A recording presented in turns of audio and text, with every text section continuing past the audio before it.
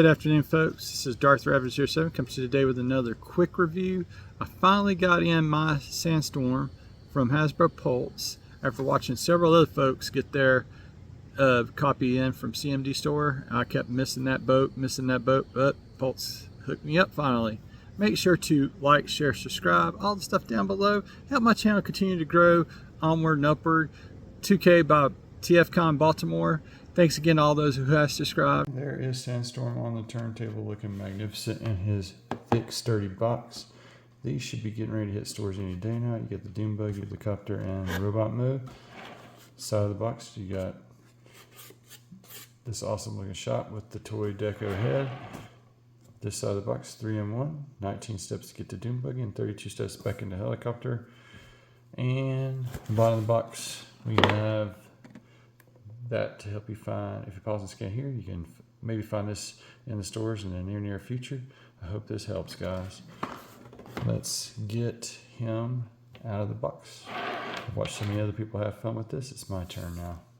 And we're going to start off in my least favorite of the three modes, his Doom Buggy mode. I feel like the Thrilling 30 did this a little bit better, and I'm probably going to eat a lot of crow or get a lot of bad comments, but I've had this for a couple weeks now. I've been handling it, been transforming it back and forth, and this one is just two parts formery for me to absolutely love. If you don't have that roll cage, the Doom Buggy mode doesn't look right. I think it's really neat and creative what you did with the helicopter tail fins there to make the spoiler for that, and that the front part looks really good as the back end there. I love the pinwheels thing, except for on my front one. You can see that this one sticks way out and it has like something going on, so I'll probably have to get another copy to make it right in the end. It's neat that that store's there. Everything has a place to go to. I'll leave the weapons up underneath there, but I digress. This is my least of the favorite of the three modes. At first I was not going to do this comparison, but by golly, I am doing this comparison with the only other Sandstorm that I have in my collection, and this one still to me crushes this one in the Doom Buggy mode. This thing is awesome. Like anything from like the tail of the VTOL coming over to become armor, to the fact that you can actually weaponize these guys up with their own respective weapons. I just feel the Thrilling 30 crushes this new version in this aspect. And like I said, this is the least favorite of my three, or the three modes that they have for Sandstorm. But I just love the big Doom Buggy, the Batmobile tumbler-esque look there of the Thrilling 30. This thing can pivot and move around. I mean, this can pivot and move around, but this doesn't have any firing. It's hollowed out. This actually has a firing mechanism. Both have pinned wheels, but this one actually has the rubber, which it crushes this one with, because this is just that hard plastic. But this also doubles as a VTOL takeoff in the other mode. It's just masterfully done with the Thrilling 30. And even after all this time, this thing still sticks together. Looks very Mad Max, looks very, very awesome. This does look more typical Earth Buggy. This is not parts formery except for that gun, and this is parts formery heavy with that stuff there and that cage thing at the bottom there. And you can store this thing underneath here, where as with the Thrilling 30 you really can't store it, you just have to take it away, and that's not how it needs to go. It needs to go sideways there, Mike. That way it kind of holds everything up into place there. Boom, and that still rolls pretty good. This rolls really good, and I actually do like the big blaster on the top there. It just kind of complements it, or you can do it without, and it still looks top-notch, guys. I just really do enjoy it. Like I said, this has got that firing mechanism where you just gotta, like, it's a friction thing and it fires across. At least it had a firing mechanism. It's not as good as the G1 stuff, but you simply put it back in there and you get it pushed up, and then you slide it back down in there, and pooh, at least it had a little launching mechanism. This is the start of Hasbro going downhill with cheapening everything up, hollowing it out, and that, as we get in the robot mode to do that comparison in a little bit, you'll see how it hollows out. So all it's left to do now is to get these two into the next mode, but we're going to look at this guy's helicopter mode first in 3, 2, 1, and here is Sandstorm in his helicopter mode, looking very MH-53 pilot. Power down your engine now or we would kill you. It looks just like an orange version of Blackout. Kind of hope that we do get a blackout now that we're looking at it like this. I can get it to spin pretty good by lifting up on that stuff, and there's a good spin that way. Tail rudder gets a little good spin that way, depending on how you do it. So I mean, you get good spins out of that stuff. This does have nice rolling landing gear, as you got a cheat with the wheels there on the bottom there. You got that going on, and then you got these other two little things in the back that are so superb and sublime. Looks kind of ugly at this angle, but definitely rocks the MH53, you know, motif there, and I absolutely adore it, guys. I mean, this is really top notch. Getting it into the helicopter mode looks better than the dune buggy, and is the stronger of the three modes, in my opinion. Really do like this a lot. What's other crazy kind of cool is that if you have a flight stand, you can plug this in and you can do that cargo operation dropship stuff. But before we do that, let me get it on the flight stand. Showing Sandstorm in his hover mode, just a hovering and doing his thing there, and I really do like that a lot. He does have pieces that he's very parts formery, as he's got this nice little winch that you can do in and out there. You can plug it into the bottom there and get that assimilation, and probably put like a little, you know, new age figure or some other little spy changer in here. He does got his big black blaster. I wish there was two of these so you could just do it on each side, kind of get that Airwolf thing kind of going on with the blasters. Or I wish there was two of these. I'll probably get another one, give one the smaller guns, the other one the bigger guns, and then probably do away with the roll cage altogether. If I don't have a flight stand, this looks really kind of dorky, but I'll go ahead and get that posed in that mode to show that off. You can totally bring him into hover and get him to hover with this little crate, like I said, picking up stuff. I got one gun stored there on the back, I got the other gun stored on the other side. If you have two, then you're twice as nice and quite as powerful, I guess. But without this kind of setup, this whole deal is kind of just pointless because it has nowhere else to store in this mode. So that will probably go into the bin 13. After this review, he'll, like I said, I'll go into bin 13. And now to do that comparison that really I wanted to do, let's get the other Thrill 30 out here. This comparison also reinforces my, you know, how much things have changed kind of thing, because this is a Voyager class, this is a leader class. I don't care about parts counts and all that kind of stuff. I just think that this stuff used to be big and now it's shrinking even smaller, guys. Let's just take a quick look at that as he hovers over the other one. And this one doesn't have flight stands, but has a lot of girth and bigness to it. Looks really awesome as a VTOL. Like that, you know, spin on it. This is true to the, you know, G1 homage there. And like I said, I look for them to do a blackout repaint in the not too distant future, or an exclusive kind of thing, because that's what Hasbro likes to drive me crazy with. Let me go ahead and get this guy his alternate mode, his other way that he can store his gun. He can store it in the front as a landing gear. And I think that's the weakest way of doing it, but you can do that whole pew pew bang bang, pew pew bang bang, hover, take off, that kind of thing.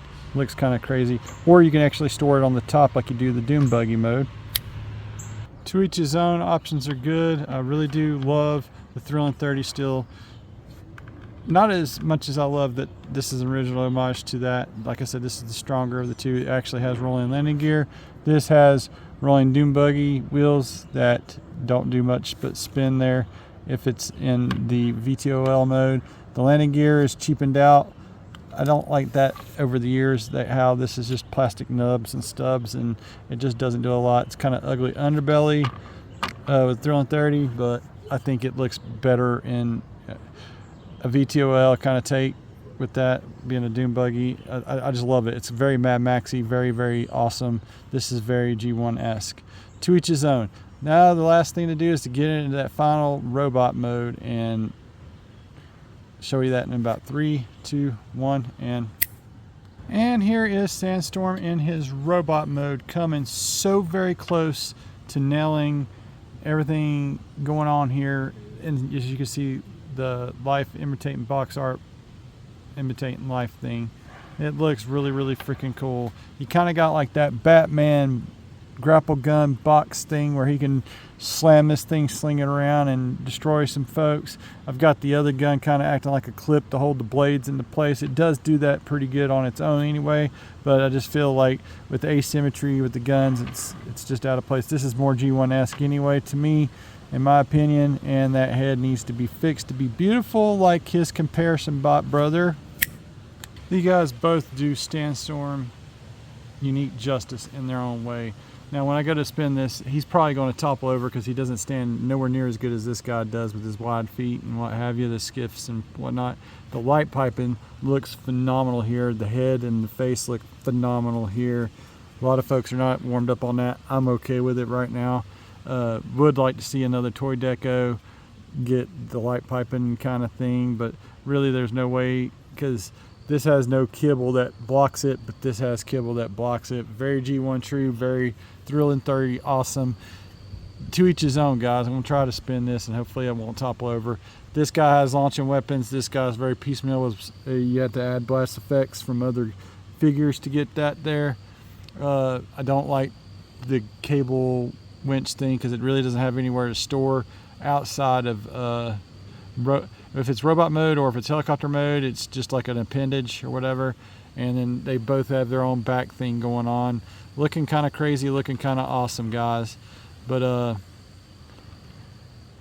I mean, I still think it's a good figure. This guy, like I said, can't stand. And now I'm playing a little doodad dance there with him. And I wish the feet on this would have gotten the united articulation and what have you. I'd still love to see this one get a united release with the upgraded articulation, because then I think this one would be superior versus this G1 looking one, unless they fix that head thing going on there. Let's just calm it down a little bit here, Michael, and get this guy into some final thoughts back out of the way there. Some final thoughts on Sandstorm there. I've been all over the place. I hate that the chest mode does not really peg in. He's got all the articulation, modern articulation features and stuff, but this does not go through and do that. Lots of other folks have demonstrated that again already, and I just don't want to do it because it's simply aggravating. Everything else is in there spot on, tight, right where it needs to be. The thing that gets me is that this should be almost commander class size in today's standards versus this. This was Voyager back in, I think it was 2015 was throwing 30, guys. And here we are in 2024, and this is now the leader class size. That bugs me to no end of the earth. Still one of the better triple changers. I think he does a lot very well. That chest mode and that Doom Buggy is kind of like a miss there, but I mean, to each his own. Everybody has their crazy favorites. Like I still love the Doom Buggy mode in that thing. I love the V2OL in that. I think this could still even be a great Obsidian version. I'd love to see that head over here on this, and I just don't think that they got the same parts matching kind of thing to which you could just head swap it kind of going on. I didn't realize how much yellow was there or how much stuff yellows and colors on this guy, but still it's a really, really phenomenal looking figure. That blue light piping looks great over here. The painted eyes looks great on this one here. And I like that the Autobot symbol had a little bit more paint to it. It had silver back in the day here. I would love to see that white. I'd love to see the white background right there with that. It would just make it pop off his chest. But what can you do, guys? This is what we got in the offering, and it's not a bad offering. It's just not perfect like I want the triple changers to be. Very good amongst the retail triple changers. Okay, now I'm just like all over the place with it, but to each his own. Hopefully you've formulated your own opinions about this, whether you want to pick it up or not. I still think it's worth the pickup. I think it's worth adding to your collection, even with its chest floppiness. And Hasbro, please, for the love of God, give a damn about your shit. I mean, that pisses me off. This guy would be near perfect. That Doom Buggy Bow just still irks me with all the parts for me. Thanks again for watching my channel, guys. Make sure to like, share, subscribe, all the stuff down below. Thanks again for watching. And I'm very passionate about the Transformers. This is the 40th anniversary that we're talking about here. And now we're still getting subpar, sub-nonsense. And the third parties are crushing it. And I'm going to end up jumping ship and going to the third parties. And you know what? I mean, Hasbro, you've had your chance. I mean, you still got a chance. Because, I mean, there's still goofballs like me that like want to buy the stuff, but then get so frustrated when it gets and it misses the marks and stuff. So, anyway, like I said, I'm passionate about the Transformers. I want to see them brought with all the articulation and no floppy nonsense, no hollowness. And I want to say there is, the only hollowness is back here in the back of the leg there, but I mean, I get what's going on, I get what's done. It's still like one of the better triple changers. Thanks again for watching my channel, guys.